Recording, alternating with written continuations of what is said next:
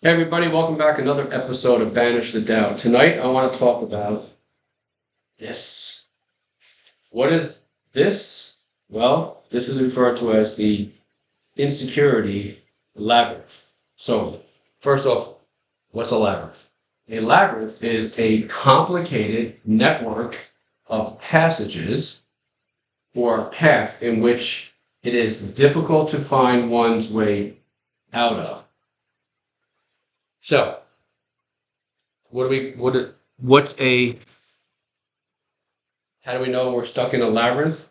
Well, first off, we put importance on things. Okay.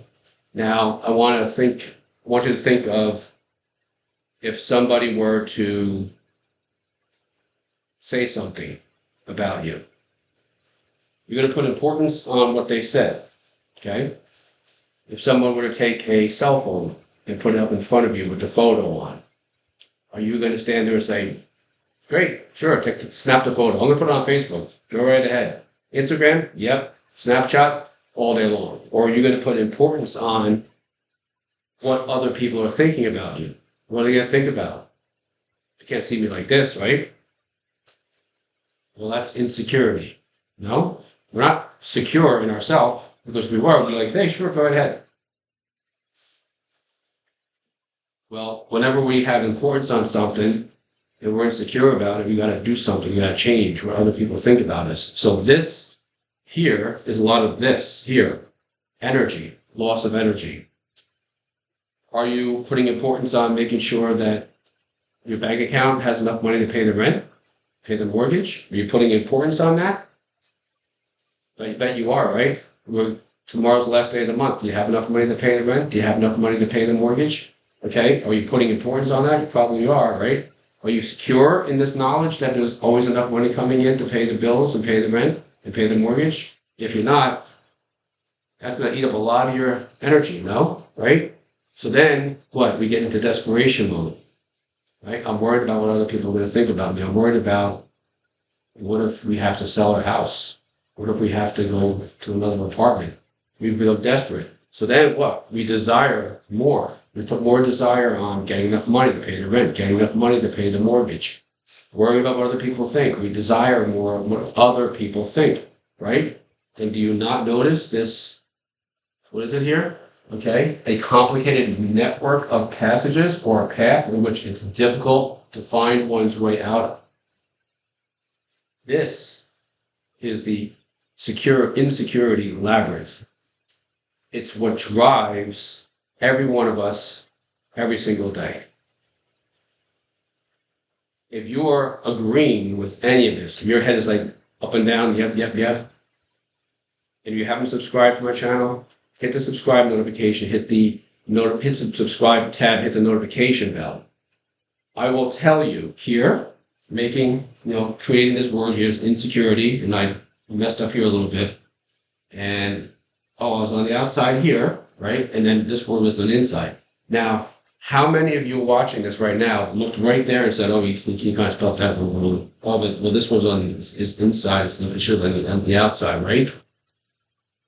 If you did that, fine, it's who you are. But you focus on the negative. You focus on, well, this is wrong, that's wrong. This is part of that insecurity labyrinth. Okay? I will tell you, when I made that mistake, I'm like, whoops. And for a quick second, I thought, oh, this one's out. Sure. And my mind went outside. My mind went external. Oh, what are people going to say something? Someone's going to point that out. Someone's probably going to point that out. It's what's inside of us. It's almost like it's embedded in us. If you haven't subscribed to my channel, hit the subscribe button, hit the notification bell. Go back to my video from, I think, 2 nights ago. Watch my video on the subconscious mind, the core beliefs. Okay, how these beliefs get downloaded into us. This here, okay, gets downloaded into us. This, we go right, why? Because the people before us, our role models, are absolutely involved in this. I know for absolute sure as crap, my parents were involved in this. I will tell you a story. So to tell you about my story, if you will. My grandparents, when they would argue, they were in an apartment. My grandfather would run around and close the windows of the apartment because he was putting importance on what the neighbors were going to think. My grandmother went around, opened up the windows, and said to him, "Who cares what they think? They are you too." But you see, my grandfather was worried about, insecure about what other people are going to think of me, of us arguing. Okay? If you're in sales, do you not put importance on what? Closing the other person, grinding, killing it? I mean, think about it. Words, kill it, grind, close, whatever other words are used in sales. You're putting importance on what the other person's doing, right? The politics of the day, are we not? Their side versus their side, is that not putting importance? Insecurity, huh? All the energies is being pushed out of us to try to get better than the other person, okay? Importance, if you're driving and you're exiting the highway, I always use this analogy, and there's a line to get off the exit, and somebody drives up next to you and tries to cut in. Are you going to let them in, or are you going to put importance on, this is my space, you're not getting in here, bullshit, get behind me, right? Are you secure in yourself and say, you know what, this is fine, go ahead? Or are you using up the energy to try to, tell the other person or flip them off or whatever? So this is it, okay? You want to take a picture of this, and I want you to really start to understand this. How much we put external on our importance, the importance we have in our life, how it drives us about importance on things external. So how do we get out? What is the key to get out? Reduce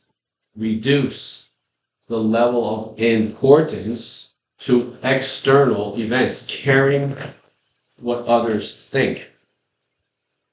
There's a reason why it's called the rat race. Isn't that interesting how they would have an animal such as a rat to represent a race? The rat race, you have to get in front of the other person. You have to be better than the other person, okay? Competition with self. I have to get better. Okay? That's everything. We have to get better, right? We have to go to school, get good grades. I have to go to a good college. I have to get a good job. I have to live in a good neighborhood. I have to drive this type of car. I have to keep up with the Joneses. Who are the Joneses? This fictitious family that lives next door to us. Now, if you're young, a little too young, this was a saying used for generations about the next door neighbors. They get a car, you have to get a car. They get a picket fence, you got to get a picket fence. Keeping up with the Joneses, okay? Take one step at a time. So the first key to getting out of the labyrinth is to understand how much importance you're putting on external, what's going on outside of you. Paying not a whit of attention to what goes on inside of us. It's what goes on inside of us, the importance, that creates the external in our life. This is what we do. This is how my life was.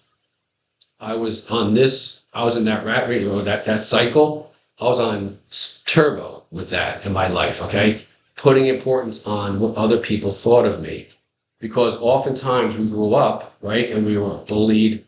I can remember very vividly, now I'm much older than this, but in third or fourth grade, sitting at the cafeteria table, and I could still see it in my eyes right now as if it was happening. The guys on the other side of the table making fun of me because I didn't understand the lyrics to a song or the title to a song, and they would pick on me. I ended up putting importance on what they thought of me.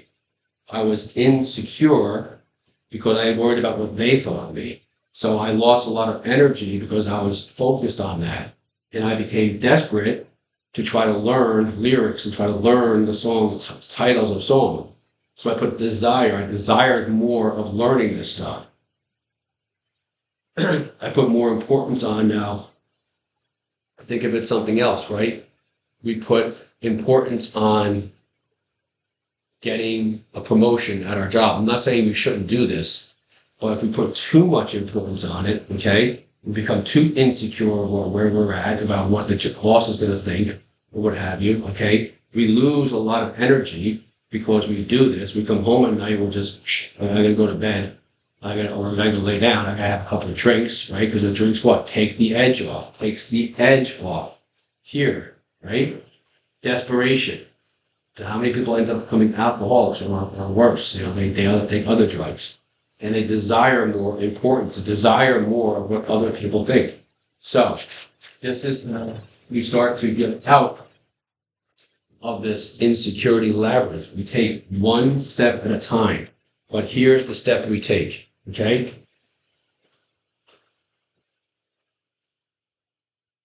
We take the step at a time by focusing more on internal. What am I thinking in this moment? Taking one step at a time, one thought at a time, one experience at a time.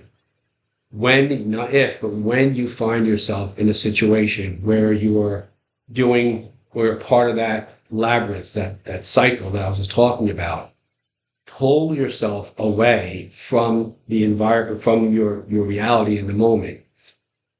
Start to notice, start to detach yourself and notice your environment.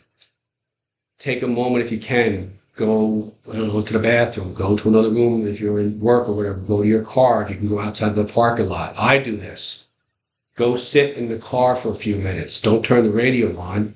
Just be by yourself on your own thoughts. Close your eyes and say things such as, I am loved, I am enough, I am worthy, I am deserving, I am not my emotions, I am viewing my emotions, I am not desperate, insecure, whatever it may be. I'm comfortable with who I am enough.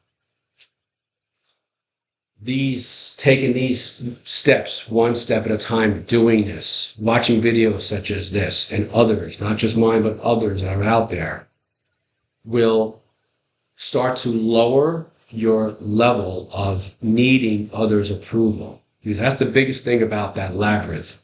It is needing others' approval. Because, and again, you want to watch my videos from last night and previous videos about how these beliefs, these core beliefs, are downloaded into us. Start to live your life to a position where you are enough. I am the best, not from an ego standpoint. I am the best. I am perfect. Again, not from an ego standpoint, not the physical or the external, but internal. I am enough. I am perfect, just as I am, just as God or Source, whatever has created me. This is how we start to detach ourselves and get out of that cycle. We start to focus on what it is that we want to do or be or have in our life. We want to focus on as if it's already happened, because once you do put that out there, right now, you just close your eyes for a second, take a deep breath and just exhale like I did. And calm everything down and put everything into this moment and focus on what it is you would love to do in your life. If tomorrow there was no worries about any kind of money, no worries about anything, what would you do? Where would you go? Who would you be with? Start to focus on that in the moment as if it has already happened. You will already live in that life. Because if you can desire that life, it has already happened. That's why you're desiring it. I understand that may seem somewhat paradoxical to some of you watching this. I know for me hearing about that for the first time, it was. But there's a gap or the distance between thinking it now in this moment and actually manifesting in the physical world, because we're still stuck in that loop, okay? We don't just say, I want whatever it is, and then instantly it appears in our life, although it's hard to understand or imagine or put our arms around it, but it is. It is already, there's already a version of you living that life, whatever it may be, with whomever it may be with. There's already a version of you doing that, because if it wasn't, then you couldn't desire it. Just like the airplane, the Wright brothers didn't just think of an airplane of magically just appeared and started flying without any problems. Einstein, what did he famously say? I didn't fail 10,000 times. I just found 10,000 ways it didn't work. but would it work? That's the mindset you want to have. That's the philosophical way you want to look at things. I am enough. I am that I am. This is what you want to start to incorporate into your being, into your thinking. That I am enough. I am here right now. My reality is this moment. It's not what happened this afternoon at work or this morning. It's not worrying about what may or may not happen tomorrow. It's right here. It's right now. I am enough. There is enough money in the bank account to make the mortgage payment or the rent payment or the car payment. There is enough to pay for the kids' schooling, whatever it may be. There is, I have that promotion at work. I'm already, when I go to work, I can see myself. I'm driving a certain car. When you're in the car, I am driving that car. Close your eyes and see and smell the car. See what does the car look at the front? What does it look like sitting with your hands on the steering wheel? What does it feel like? This is how we want to start to live in our faith. See faith, live that, see that, and don't see the actual world that we're living in. Because the world you're living in, my friends, is nothing more than a shadow of your past, your previous thoughts, feelings, okay, and emotions and actions that you took or did not take. If you're in sales and you're having a bad day with the leads, you want to change that around and say each prospect is a link, a golden link in the chain, on the chain to my goal. Each prospect is a golden link on the chain to my goal. You want to change the thinking. You don't want to look at them or whatever it may be as all these leads are horrible. No, they're leads. Each phone call I make or each presentation I make is one step closer to that person, that lead, whatever it may be, materializing if suddenly you get the goal, whatever it may be. Okay? Again, just change our thinking. So these are some of the key takeaways from getting out of that labyrinth. We don't do it one day, we do it one step at a time, one thought at a time, one meditation at a time. You may want to start to incorporate journaling, waking up in the morning and being by yourself if you can. Just wake up an hour earlier, okay? Tomorrow morning, set your alarm clock for 1 hour earlier. Force yourself out of bed. Force yourself to sit, have a cup of water or coffee or whatever. Start to take time with yourself. Journal. Write down your thoughts. Don't give a whit, again, right? Important. Don't give a whit about penmanship, language, words, spelling correctly. Whatever's in here, have it start to come out. Okay, that's another thing you can start to do. Meditate. Close your eyes. Start to see yourself as being that person now. Don't worry about the thoughts that come into your mind. The thoughts that come into your mind when you close your eyes are nothing but just all the jumbled up thoughts that are kind of like, I'm trying to think of an analogy, but just things that are jumbled in our head that when we close our eyes and we get quiet, they start to come out. Allow them to come out. Don't put importance on them. Don't judge them. Just allow them to come out. And as you do this, as you sit and as you're hearing or paying attention to these thoughts coming out, silently say to yourself, I am enough. I am enough. I am that I am. I am worthy. I am worthy. I am enough. I am. There's another one I can't think of it right now. When you look in the mirror, okay, another way to dig different things about getting out of this loop. When you look in the mirror, personalize it. Have you ever done this? Well, when was the last time you did this? Look in the mirror, look in your own eyes and tell yourself and personalize it that you are, personalize it, enough. I love you. Tell yourself. It may feel a little awkward, a little weird at first because you've never done it or haven't done it in a long time. But these are the ways we start to get out of this insecurity labyrinth. Start to pay attention to yourself as many times throughout the day as you can. Again, not from an ego standpoint, but one from a self-awareness standpoint. I'm telling you, you start to implement these practices, these techniques into your world, into your life, you're going to start to notice major changes within yourself. The addictions, if you need help getting out of these addictions, go find some professional help. But the addictions that you may be having in your life today will slowly start to leave you, because the addiction is just the fear and the anger that you're attached to.